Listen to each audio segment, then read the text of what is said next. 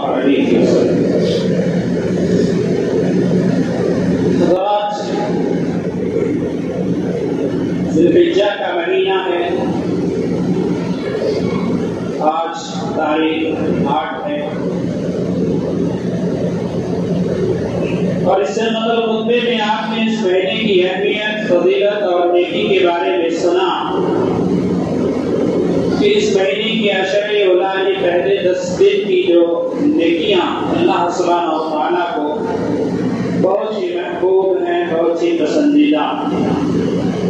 اس لیے اللہ کے نبی جناب محمد رسول اللہ صلی اللہ علیہ وسلم نے ان دنوں زیادہ سے زیادہ ذکر و اذکار، نیک اعمال کا حکم دیا اور ابھارا ہے، اور فرمایا فَأَكْثِرُوا فِيهِنَّ التَّسْبِيحَ تحمید و تہلیل، کہ ان دنوں میں زیادہ سے زیادہ تکبیر کہا کرو، تحمید کیا کرو اور تہلیل کرو، لا الہ الا اللہ کہو۔ اس لیے ان دنوں زیادہ تر ذکر و اذکار میں، نیک اعمال میں مسلمانوں کو لگے رہنا چاہیے، اس قدر ہو سکے نیکیاں کرنی چاہیے۔ تاہم یہ دن بڑے اہم ہیں، حج کے ایام بھی ہیں، اور ان دنوں اللہ سبحانہ و تعالی نیکیاں قبول فرماتا ہے، پسند کرتا ہے، اور عرفہ کا دن ہوتا ہے، اللہ سبحانہ و تعالی عرفہ میں حاضر لوگوں کی مغفرت فرما دیتا، سب کی گناہوں کو معاف فرماتا۔ تو اللہ رب العالمین اتنا بڑا غفور الرحیم ہے کہ بندہ دنیا کے کونے کونے سے اپنی حاجت، اپنی ضروریات لے کر کے اللہ سبحانہ و تعالیٰ کے یہاں حاضری دیتا ہے، اور اللہ سبحانہ و تعالیٰ سے معافی چاہتا ہے، مغفرت طلب کرتا ہے۔ اللہ سبحانہ و تعالیٰ ان کی مغفرت کا اعلان کر رکھا ہے، میں ان تمام کو معاف فرما دیتا ہوں۔ جو کام اللہ سبحانہ و تعالیٰ سے دعا کو ہوتا ہے، اللہ سبحانہ و تعالیٰ کے لیے حاضری دیتا ہے۔ تو بڑے فضیلت اور نیکی کے ایام ہیں، مغفرت کے دن ہیں، اور وہ حاجی عرفات میں ہوتے ہیں، اللہ سبحانہ و تعالیٰ ان کی مغفرت فرماتا ہے۔ غیر حاجی جو حج کے لیے نہیں گئے ہیں، اللہ کے رسول صلی اللہ علیہ وسلم نے ان کے لیے روزہ رکھا کہ وہ روزہ رکھیں، اور روزہ رکھ کر کے وہ بھی نیکیاں کمائیں، وہ بھی اللہ سبحانہ و تعالیٰ کی مغفرت حاصل کریں۔ کہ اللہ کے رسول صلی اللہ علیہ وسلم نے بیان فرمایا احتسب علی اللہ، کہ مجھے اللہ سبحانہ و تعالیٰ سے امید ہے بصوم یوم عرفہ، عرفہ کے روزے سے، کہ اللہ سبحانہ و تعالیٰ یکفر السنتین، کہ 2 سال کے گناہ کو معاف فرما دے گا، سنۃ ماضیۃ و مستقبلۃ، کہ ایک پچھلے سال کے اور ایک مستقبل کے آنے والے سال کے۔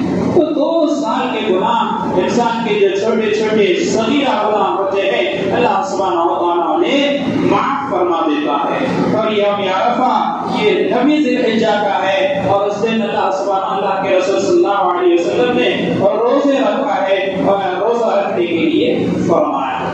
تو اس مہینے کے ان دنوں کے خاص عمل عرفہ کا روزہ، 9 ذی الحجہ کا روزہ بھی ہے۔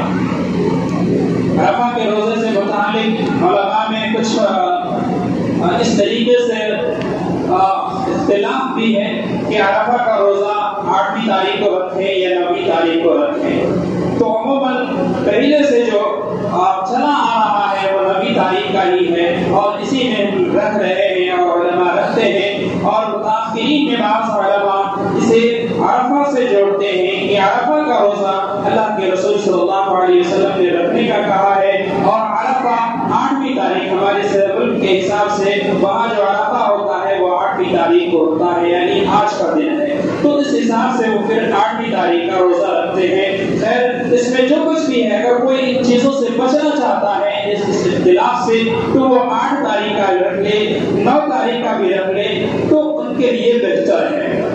اور یہ روزے کے ایام بھی ہیں کہ اللہ کے رسول صلی اللہ علیہ وسلم نے 1 تاریخ سے لے کر 9 تاریخ تک کا روزہ رکھا ہے، 9 دن کا روزہ ہے۔ تو کوئی شخص اگر 9 دن کا بھی روزہ رکھتا ہے تو اس کے لیے بہتر ہے، کوئی 2 روزہ رکھتا ہے 8 اور 9 کا، اس کے لیے بہتر ہے، اور کوئی 9 کا رکھتا ہے تو 9 کا رکھنے کا اللہ کے رسول صلی اللہ علیہ وسلم نے عرفہ کی جو تاریخ بتائی ہے وہ 9 تاریخ ہے، اور اس حساب سے 9 تاریخ کا روزہ رکھا جاتا ہے، جو ان سال کل 9 تاریخ ہے، کل لوگ روزہ رکھیں گے انشاءاللہ۔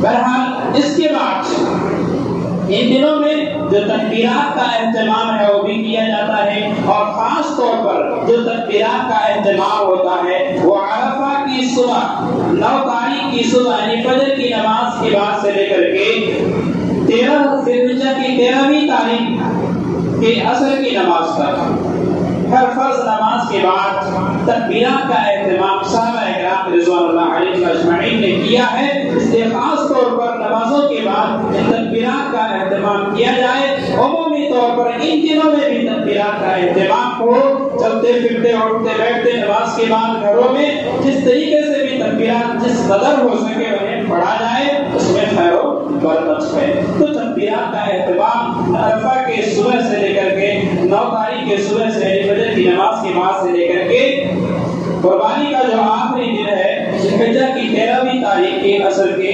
وقت تک، عصر کی نماز کے بعد تک۔ اس کے بعد جو قربانی کا دن آتا ہے ذی الحجہ کی 10ویں تاریخ آتی ہے، اور اس دن ان دنوں میں بڑا اہم دن ہے۔ وہ دن ان دنوں میں بڑا اہم دن ہے جو قربانی کا دن ہوتا ہے، جو عید کا دن ہے۔ اس دن بھی مسلمانوں کو کیا کیا انجام دینا چاہیے، کیا کرنا چاہیے، انہیں بھی معلوم ہونا چاہیے۔ اس دن کا سب سے اہم کام مسلمان کرنے کے لیے دنوں سے تیاری کرتے ہیں۔ قربانی ہے، اس قربانی کے لیے بڑی کوشش کرتے ہیں، محنت کرتے ہیں، دو کرتے ہیں، روپیہ جمع کرتے ہیں، پیسے اکٹھا کرتے ہیں، جانور خریدتے ہیں کہ اللہ کے راستے میں قربان کرنا ہے، قربانی کرنی ہے۔ لیکن مسلمان بھول جاتے ہیں کہ جس طریقے سے ہم محنت کر رہے ہیں اور ہمارے دل و دماغ میں یہ بات ہے کہ یہ قربانی اللہ کے رسول کی سنت ہے، اس کا ثواب ہے، اس کی نیکی ہے، اہمیت کے حامل ہے، قربانی کرنی چاہیے، بڑے فائدے ہیں، ہمیں حاصل کرنی چاہیے، اچھی بات ہے۔ لیکن ہم اس قربانی کے پیچھے، اس قربانی کے پیچھے لگ کر کے اپنی دوسرے فرائض کو بھی ترک کر دیتے ہیں، دوسرے نوافل کو، سنتوں کو بھی چھوڑ دیتے ہیں، اسے ذبح کر ڈالتے ہیں۔ تو ہم سے یہ غلطی ہوتی ہے، ہمیں غلطیاں سدھارنے کی ضرورت ہے کہ نمازوں کی پابندی ہمیں ہمیشہ کرنی ہے، قربانی کے لیے بھی کرنی ہے، اور قربانی نہیں بھی کر رہے تو بھی کرنی ہے۔ اس قربانی کو کرتے ہوئے اگر ہم فرائض کو چھوڑنے لگے تو پھر ہماری قربانی کہاں تک قبول ہوگی، کس قدر قبولیت کے مقام کو پہنچے گی۔ اس لیے اگر ہم قربانی کر رہے ہیں، اپنی قربانی عند اللہ مقبول ہونا چاہتے ہیں کہ اللہ سبحانہ و تعالیٰ ہماری قربانی قبول کر لے، تو ہماری قربانی کو بھی حلال و حرام سے بچانے کی ضرورت ہے، حرام طریقے سے بچانے کی ضرورت ہے، حرام کمائی کے مال سے بچانے کی ضرورت ہے۔ ان تمام چیزوں کو بھی ہمیں مد نظر رکھنی ہے اور قربانی کرنی ہے۔ تو آئیے قربانی کی چند باتیں پچھلے خطبے میں بھی آپ نے سنا ہے کہ جب ہم قربانی کی تیاری کرتے ہیں تو اس تیاری کے لیے ہمیں سب سے پہلے قربانی کا جانور ان جانوروں میں سے منتخب کرنا چاہیے جن سبحانہ و تعالیٰ نے قرآن مجید میں بیان فرمایا، اللہ کے رسول صلی اللہ علیہ وسلم اور صحابہ اکرام رضوان اللہ علیہم اجمعین نے کیا ہے، جو اونٹ ہے، گائے بکری ہے اور بھیڑ ہے، ان جانوروں میں سے اور ان کے جوڑے میں سے قربانی کرنا چاہیے۔ اسی طریقے سے آپ نے سنا کہ قربانی کا جانور جب ہم نے منتخب کیا تو اس میں ہمیں کچھ چیزیں دیکھنے کی ضرورت ہے۔ وہ کیا چیزیں دیکھنے کی ضرورت ہے؟ وہ تو جانور ان چیزوں میں، ان جانوروں میں سے ہو، اور اس کے بعد جانور عیب سے بری ہو، اس کے اندر عیب نہ ہو، جس کے لیے 4 عیوب کو بتایا گیا ہے۔ اللہ کے رسول صلی اللہ علیہ وسلم نے بیان فرمایا کہ وہ جانور لنگڑا نہ ہو جس کے لنگڑا پر ظاہر ہو، وہ جانور بیمار نہ ہو جس کی بیماری واضح ہو، اور وہ جانور اندھا نہ ہو جس کا اندھا پر ظاہر ہو، اور اسی طریقے سے وہ جانور اتنا کمزور، دبلا پتلا لاغر نہ ہو کہ اس کے اندر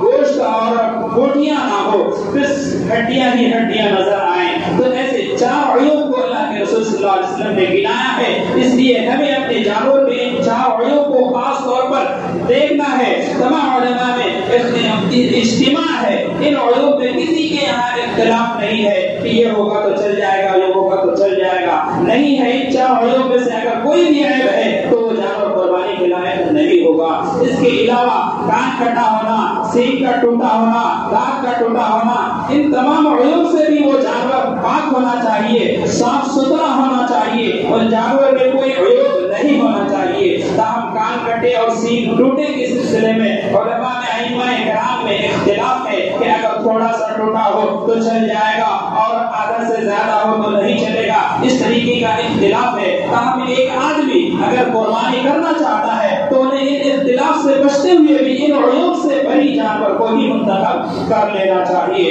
اسی طریقے سے دوسری چیز، وہ جانور دتا ہونا چاہیے کہ اللہ کے رسول صلی اللہ علیہ وسلم نے فرمایا لا تذبحوا الا المسنہ، کہ تم مسنہ یعنی دتا ہوا جانور ہی ذبح کرو۔ تو جو جانور آپ ذبح کرنا چاہتے ہیں وہ جانور دتا ہونا چاہیے، دو دانت والے ہونے چاہیے، دودھ کے دانت ٹوٹنے کے بعد جو دانت نکل آتے ہیں وہ دو دانت ہونے چاہیے اس جانور میں، تب جا کر کے وہ جانور قربانی کے لائق ہوگا۔ اسی طریقے سے جب جانور ہم نے خرید لیا، جانور عیب سے بھی پاک ہے، اور ایک عیب جو عام طور پر سوال یہ آتا ہے کہ وہ جانور جو خصی کیا ہوا ہوتا ہے کیا وہ بھی عیب میں شامل ہے؟ تو یاد رکھیے خصی کیا ہوا جانور عیب میں شامل نہیں ہے۔ خصی کرنا چاہے وہ چیرا لگا کر کے ہو چاہے مشین کے دوارا ہو، کسی بھی طریقے سے وہ خصی کیا گیا ہے وہ جانور عیب میں شامل نہیں ہے۔ خصی کرنا یہ عیب میں نہیں ہے، اس لیے خصی کیا ہوا جانور قربانی میں چلے گا، اور اللہ کے رسول صلی اللہ علیہ وسلم نے ایسا جانور قربان بھی کیا ہے، اس لیے یہ عیب میں شامل نہیں ہے۔ اس طریقے سے قربانی کا جانور ہم خرید لیتے ہیں، اور قربانی کے جانور خریدتے ہوئے ہم نے اپنی نیت کو درست کر لی ہے۔ اب آیا عید کا دن، قربانی کا دن آیا، اب قربانی کے دن آنے کے بعد ہمیں کیا کام کرنا ہوتا ہے؟ اللہ کے رسول صلی اللہ علیہ وسلم قربانی کے عید کے دن سب سے پہلے آپ کا جو عمل ہوتا تھا وہ عمل کیا ہوتا تھا؟ وہ عمل عید کی نماز ہوتی تھی کہ سورج کے طلوع ہو جانے کے بعد جب سورج واضح ہو جاتا تو اللہ کے رسول صلی اللہ علیہ وسلم مصلی جاتے، عیدگاہ جاتے، لوگوں کے ساتھ نماز ادا کرتے، اور نماز ادا کرنے کے بعد جو آپ کا کام ہوتا تھا وہ قربانی کا ہوتا تھا۔ اس سے معلوم یہ ہوا کہ عید کے دن سب سے پہلے عید کی نماز ادا کی جائے گی، اس کے بعد قربانی کی جائے گی۔ قربانی کا وقت عید کی نماز کے بعد ہے اور عید کی نماز پہلے ہے۔ ایک شخص اللہ کے رسول صلی اللہ علیہ وسلم نے ایک شخص کو دیکھا عید کی نماز سے پہلے اس نے جانور ذبح کر دیا۔ اللہ کے رسول صلی اللہ علیہ وسلم نے فرمایا کہ سنو، جس شخص نے جانور ذبح کر دیا ہے عید کی نماز سے پہلے، من ذبح عضیتہ، جس نے قربانی کے جانور کو ذبح کر دیا ہے قبل ان یصلی، نماز پڑھنے سے پہلے، فلیذبح اخرى، تو اسے چاہیے کہ اس کی جگہ دوسرا جانور ذبح کرے قربانی کے لیے۔ کیوں؟ اس لیے کہ جو جانور اس نے عید کے دن ہی عید کی نماز پڑھنے سے پہلے ذبح کر دیا ہے وہ جانور قربانی کا نہیں ہے، اس کی قربانی نہیں ہوئی، وہ گوشت ہے جو وہ کھائے گا، لیکن اگر وہ قربانی کرنا چاہتا ہے تو عید کی نماز پڑھنے کے بعد وہ قربانی کرے گا، عید کی نماز سے پہلے قربانی نہیں کرے گا، کیونکہ وہ قربانی نہیں ہوگی۔ تو معلوم ہوا قربانی کا جو وقت ہے وہ عید کی نماز کے پڑھنے کے بعد ہے، اس لیے عید کی نماز ادا کی جائے اور عید کی نماز کے بعد قربانی کیا جائے، قربانی کا جانور ذبح کیا جائے۔ تو قربانی کرنے والا جو شخص قربانی کرنا چاہتا ہے اس کے لیے سنت تو یہی ہے اور افضل بھی یہی ہے کہ وہ شخص بذات خود اپنے ہاتھ سے اس جانور کو ذبح کرے، اور اگر کوئی شخص ذبح نہیں کر سکتا، طریقہ نہیں معلوم ہے یا وہ چیز وہ نہیں کر سکتا ہے تو دوسرے کے ذریعے بھی ذبح کروا سکتا ہے، لیکن بہتر عمل ہے کہ بذات خود وہ جانور ذبح کرے۔ اور یاد رکھیے اگر ایک مرد اپنے نام سے جانور قربانی کرتا ہے تو وہ بھی اپنے ہاتھ سے ذبح کر سکتا ہے۔ اسی طریقے سے کوئی عورت ہے وہ اپنے نام سے جانور قربان کرنا چاہتی ہے تو وہ بھی اپنے ہاتھ سے جانور ذبح کر سکتی ہے۔ معلوم ہوا مرد بھی ذبح کر سکتا ہے اور عورت بھی جانور ذبح کر سکتی ہے۔ ذبح کے لیے کوئی وقت متعین بھی نہیں ہے کہ دن میں کر سکتے ہیں رات میں نہیں، رات کے حصے میں بھی قربانی کا جانور ذبح کیا جا سکتا ہے۔ اس لیے جو قربانی دینا چاہتے ہیں کرنا چاہتے ہیں وہ اپنے ہاتھ سے کرے زیادہ بہتر ہے، نہیں کر سکتے دوسرے سے کرواتے ہیں تو جائز و درست ہے، اس میں کوئی حرج کی بات نہیں ہے۔ اسی طریقے سے جب آپ جانور ذبح کرنا چاہتے ہیں تو جانور ذبح کرنے کے لیے آپ کو ذبح کی دعا بھی یاد ہونی چاہیے کہ ذبح کرتے وقت کس طرح کون سی دعا پڑھی جاتی ہے، کیا کیا جاتا ہے، جانور کو کیسے لٹایا جاتا ہے اور کیسے پکڑا جاتا ہے۔ اللہ کے رسول صلی اللہ علیہ وسلم کی حدیث ہے، حضرت انس رضی اللہ عنہ بیان کرتے کرتے ہیں کہ نبی صلی اللہ علیہ وسلم اللہ کے رسول صلی اللہ علیہ وسلم نے 2 مینڈے ذبح کیے. کس طریقے سے ذبح کیا؟ اللہ کے رسول صلی اللہ علیہ وسلم نے مینڈے کو لٹا دیا اور لٹانے کے بعد اس کے گردن پر، اس کے گردن پر اللہ کے رسول صلی اللہ علیہ وسلم نے اپنا قدم رکھا. وضع قدميه على صفاحها کہ اللہ کے رسول صلی اللہ علیہ وسلم نے اپنے قدم کو اس کی گردن پر رکھا. وذبح بيده اور اپنے ہاتھ سے ذبح کیا. اس حدیث سے معلوم ہوا کہ اللہ کے رسول صلی اللہ علیہ وسلم نے قربانی کا جانور بذات خود ذبح کیا، اپنے ہاتھ سے بھی ذبح کیا اور ذبح کرتے ہوئے اپنے پاؤں کو اس کی گردن پہ بھی رکھا اور اس طریقے سے مضبوطی سے پکڑ کر اس جانور کو ذبح کیا اور ذبح کرتے ہوئے کہا بسم اللہ واللہ اکبر اللہم تقبل من محمد وآل محمد ومن امت محمد صلی اللہ علیہ وسلم. یہ دعا اللہ کے رسول صلی اللہ علیہ وسلم نے پڑھی ہے. اس لیے وہ شخص جو جانور قربان کرنا چاہتا ہے، ذبح کرنا چاہتا ہے، تو اسے چاہیے کہ جانور کو کروٹ بائیں کروٹ لٹائے اور اس طریقے سے قبلہ رخ کھڑے ہو کر کے چھری کو ہاتھ میں لے کر کے اور اس طریقے سے بائیں ہاتھ سے سر پکڑ کر کے گردن پر پاؤں رکھ کر کے مضبوطی کے ساتھ اسے پکڑے اور مضبوطی کے ساتھ چھری چلائے اور چھری چلانے سے پہلے وہ دعا پڑھ لے بسم اللہ اللہ اکبر، وہ دعا پڑھے. پھر وہ قربانی کر رہا ہے، اپنی طرف سے قربانی کر رہا ہے تو کہے اللہم تقبل منی اور اپنے ساتھ اپنے گھر والوں کو بھی اس میں شامل کر رہا ہے تو پھر کہے اللہم تقبل منی ومن اہل بیتی. اس طریقے سے دعا یا کلمات جو ہے وہ ادا کرے. اور اگر دوسرا شخص ذبح کر رہا ہے تو بسم اللہ اللہ اکبر کہہ کر کے وہ جو کہے گا اللہم تقبل من فلاں، یعنی جس کے طرف سے جانور ذبح کر رہا ہے اس کا نام لے گا اللہم تقبل من عبداللہ یا عبد الرحمن جو بھی ہے اور اس کے ساتھ اس کے گھر والے بھی شامل ہیں تو اس کے ساتھ یہ کہے گا ومن اہل بیتہ. اس طریقے کے دعا یا کلمات انہیں یاد کر لینا چاہیے، سیکھ لینا چاہیے، اس کے بعد جانور ذبح کریں کیونکہ ذبح کے لیے دعا بھی ضروری ہے. بسم اللہ اللہ اکبر کہہ کر کے ذبح کرے گا. اس طریقے سے جانور ذبح ہوا. جانور ذبح کرنے کے بعد گوشت تیار ہوتا ہے. گوشت کی تقسیم بھی ہے. تقسیم اس طریقے سے کہ اللہ کے رسول صلی اللہ علیہ وسلم نے ارشاد فرمایا کہ تم کلو، کھاؤ، وادخروا، جمع بھی کرو.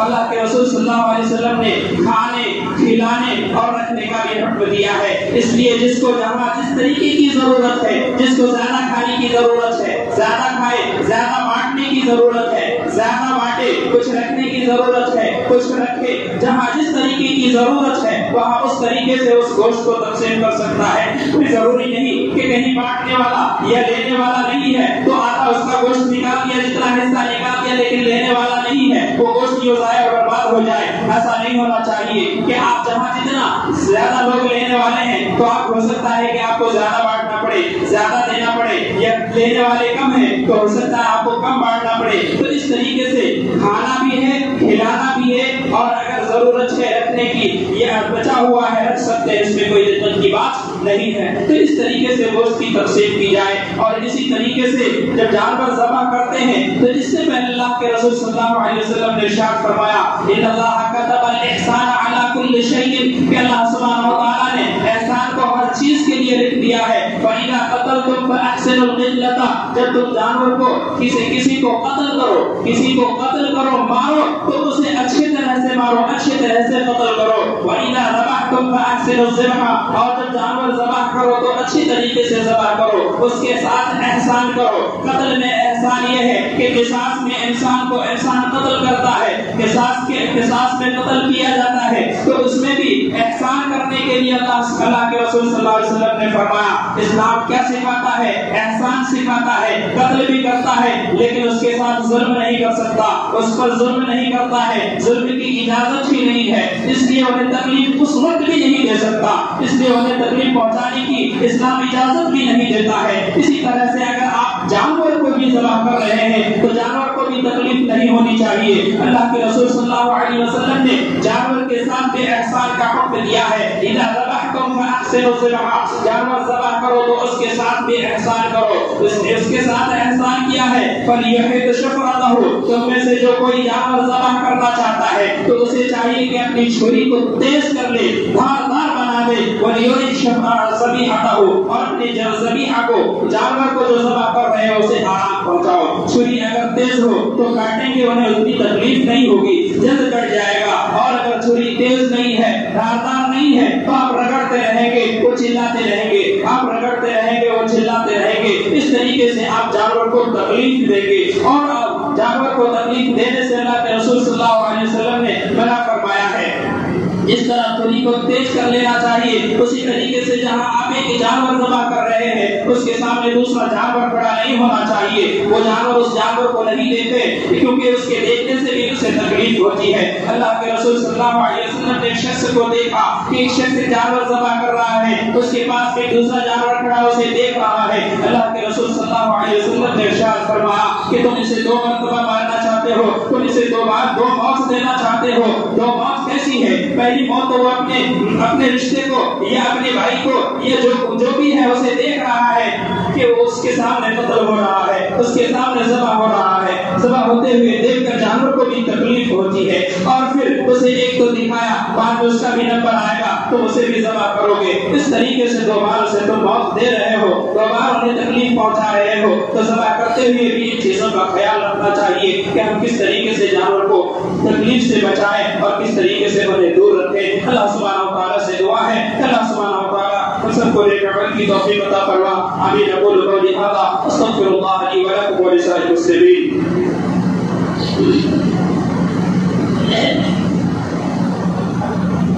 अल्हम्दुलिल्लाह वक़फ़ा व सलामुन अला इबादिहिल लज़ीना इस्तफ़ा व बअद। ये रही कुर्बानी और कुर्बानी के तरीके और उसके वसाइल चंद। और इसके साथ ही जब आप ईद की नमाज अदा करेंगे तो ईद की नमाज के लिए भी कुछ बातें समाप्त कर लीजिए। वक्त ज्यादा हो रहा, मैं चाहूंगा कि अल्लाह के रसूल सल्लल्लाहु अलैहि वसल्लम की सुन्नत क्या है। अल्लाह के रसूल सल्लल्लाहु अलैहि वसल्लम की सुन्नत यह है, अल्लाह के रसूल सल्लल्लाहु अलैहि वसल्लम जब ईदगाह जाते थे तो कुछ खाए पिए बगैर जाते थे। ईद उल अज़हा में आपकी सुन्नत यह है कि आप बगैर कुछ खाए पिए ईद के लिए जाते थे और ईद की नमाज के बाद कुर्बानी का गोश्त से आप खाने का आगाज करते थे। तो सुन्नत आपकी सुन्नत ये है कि बगैर खाए पिए जाया जाए और आकर के गोश्त से खाने का आगाज किया जाए। इस तरीके से अल्लाह के रसूल सल्लल्लाहु अलैहि वसल्लम की सुन्नत अदा होगी। और फिर इस तरीके से कि एक रास्ते से जाया जाए दूसरे रास्ते से वापस आया जाए, ये अल्लाह के रसूल सल्लल्लाहु अलैहि वसल्लम की सुन्नत होगी। और इसी तरीके से नमाज 2 रकात जो ईद की अदा की जाती है ये सुन्नत नमाज है। इस नमाज के पहले ना अज़ान है ना इकामत है और इस नमाज को बगैर अज़ान और इकामत के अदा की जाती है। और इस नमाज में तकबीरात ज़वाइद भी हैं कि जब पहली तकबीर कहकर नमाज शुरू कर देते हैं 7 मरतबा और भी तकबीर ज़ायद पढ़ते हैं, अल्लाहु अकबर अल्लाहु अकबर, उसके बाद क़िरात शुरू होती है। और इसी तरीके से दूसरी रकात में भी 5 तकबीरात क़िरात से पहले 5 तकबीरात कहते हैं और उसके बाद जो है ना क़िरात शुरू होती है। इस तरीके से 2 रकात नमाज मुकम्मल होती है। उसके बाद खुतबा का आगाज होता है। जुमे में क्या होता है, खुतबा पहले होता है, नमाज बाद में होती है। लेकिन ईद के वक्त क्या है, ईद की नमाज पहले और खुतबा बाद में होता है। इसलिए आप नमाज पहले पढ़ते हैं और आपको खुतबा बाद में सुनाया जाता है, तो खुतबा बाद में सुने। इस तरीके से ईद की नमाज अदा कर ईद की मुबारकबादी एक दूसरे को पेश किया करें। इस तरीके से कि अल्लाह के सहाबा इकराम रिज़वानुल्लाह अलैहिम अजमईन एक दूसरे से मिलते थे। तक़ब्बलल्लाहु मिन्ना व मिनकुम सालिहल आमाल के अल्फाज का करके ईद की मुबारकबादी पेश किया करते थे। तो ईद की मुबारकबादी भी पेश किया जाए और इस तरीके से अल्लाह के रसूल सल्लल्लाहु अलैहि वसल्लम के अहकामात और सहाबा इकराम रिज़वानुल्लाह अलैहिम अजमईन के मुताबिक अपने